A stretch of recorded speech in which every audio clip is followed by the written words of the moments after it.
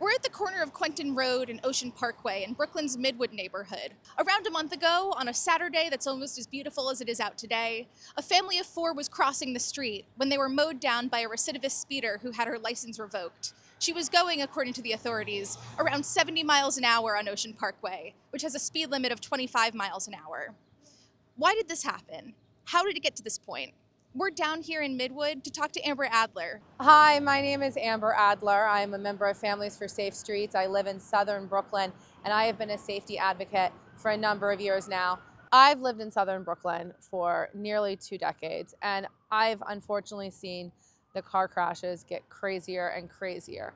More and more unnecessary crashes. Some of them, it had to have been the driver that would have stopped that crash.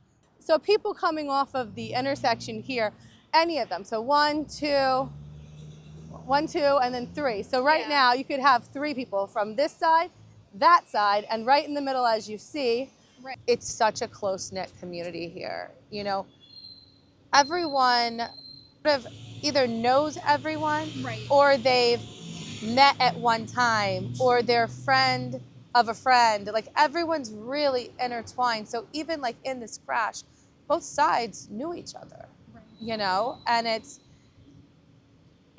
something that's just so intense to watch that you really never want to have to see something like that happen again. And you really want to do the most that you can. Like, I know that's why I'm here. That's why I'm literally walking up and down the streets looking for anything that could be changed or anything, you know, to just make this a safer place.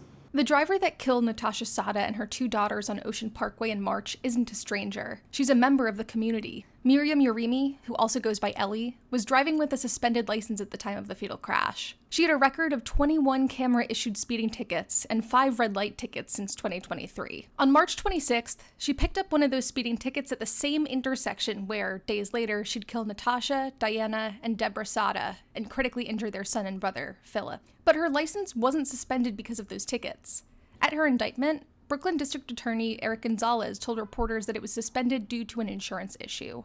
It's so hard. It's hard to see all of this happen. You know, there could have been steps taken that I can never say it would have 100% saved these lives, but it definitely could have. It definitely would have been so much more likely for Natasha and her kids to still be here had we had things like this speed limiter bill already passed. Amber's referring to a bill that's being discussed in the New York State Senate, which advocates call the Stop Superspeeders bill. Introduced by State Senator Andrew Gounardes last year, the bill proposes using speed limiter technology to modify the cars of drivers who get 6 or more automated enforcement tickets during any 12-month period. The devices would allow them to keep driving, but make it impossible for them to speed. City data shows that 74% of drivers who get automated enforcement tickets max out at just 2. But right now, the most dangerous drivers on our roads can rack up as many automated enforcement tickets as they please with no consequences, as long as they pay their fines. Similar legislation was recently passed in Virginia, and 5 other states have their own versions passing through the legislative process. How has the local politician response been to this crash, to general traffic safety, street safety? Our local council member is a speeder. I'm hoping she's toned it down, but she had a lot of speeding tickets there regularly for a number of years. The local city council member is Ina Vernikov, who represents parts of southern Brooklyn just south and east of the crash site. In 2022, she was one of 7 city council members who voted against expanding city speed cameras' hours of operation. Months later, it came out that she had racked up 25 camera speeding tickets in just 2 years, including 10 on Ocean Parkway. Definitely in the last couple years still. I'm hoping again that she has toned that down. That's the city council member. She hasn't put out any words actually on traffic and this type of thing. I know, I still have hope for some of them. I still have hope for some of our elected, so I really do. I really do. I think that some people, they don't see the full puzzle.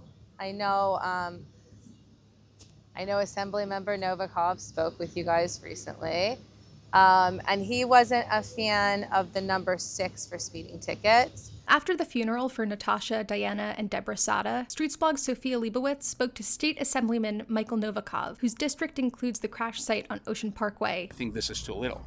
I think any New Yorker can get 6 tickets. Ask any driver. Any driver can get 6 tickets speeding 11 miles per hour for speeding or red lights. And the 6 tickets, that doesn't seem so many to him. I think really he'll start to understand it's a good number, you know. I mean, really, I personally think it could be less. I think 6 speeding tickets in a year is huge. I mean, I think about how many speeding tickets have I got in my life. I started driving with a permit at 15. I'm 41. I got 1 speeding ticket when I was very young, when I was maybe 17 years old, and not in New York, out of town. I'm hoping that anyone that thinks it might be too few to have this device installed will start to think, how many speeding tickets have they gotten? And other people, and maybe ask other people how many they've gotten, and start to understand that it's really quite a number.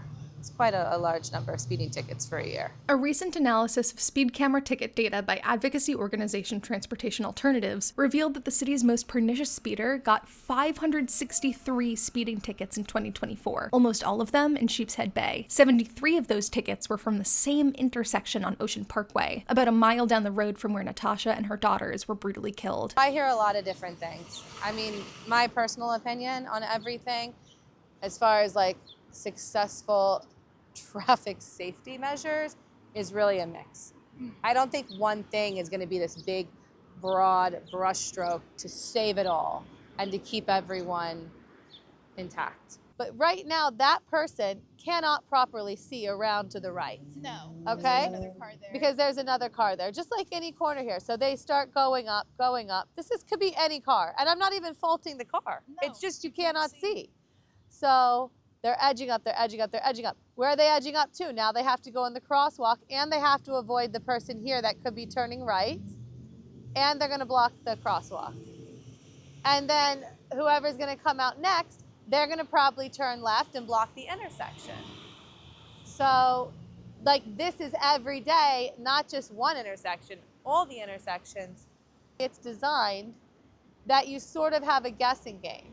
You know, right now, like if someone was in, okay, this person in the service road, I just heard a car. Okay, they're coming up, wait for it. They're not stopping, they're edging. Edge. But this like it could have been someone comes off, and now they're going in there. Right, and now they're turning here. But do you see what I'm saying? Like, this is every single one on Ocean Parkway, every single day, all day. The violent crash on Ocean Parkway that killed a young family this spring can't be undone, and this community has been forever changed by the actions of just one recidivist speeder. But there's hope that from this tragedy, progress from all angles, altering road design, and changing driver behavior will make Ocean Parkway safer for everyone who uses it, and save another family the heartbreak and trauma that comes with losing loved ones to traffic violence.